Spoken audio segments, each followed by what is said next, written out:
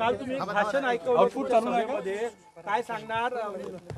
मुस्लिम मतांच्या संघटना आहेत त्या वोट जिहादचा नारा दिला त्यांनी.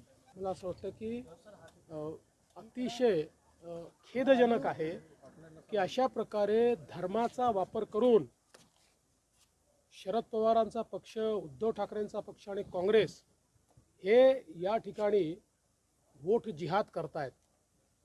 सज्जाद नोमानी उलेमा काउन्सिलचे प्रमुख यांनी 17 मागण्या या 3 पक्षांना दिल्या होत्या.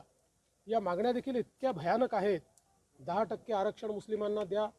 2012 ते 2024 महाराष्ट्रात जेवढे दंगे झाले त्या दंग्यांमध्ये जेवढे मुस्लिम आरोपी आहेत त्यांच्यावरच्या केसेस सगळ्या परत घेऊन टाका, RSSवर बंदी लावा, अशा प्रकारच्या 17 मागण्या त्यांनी दिल्या.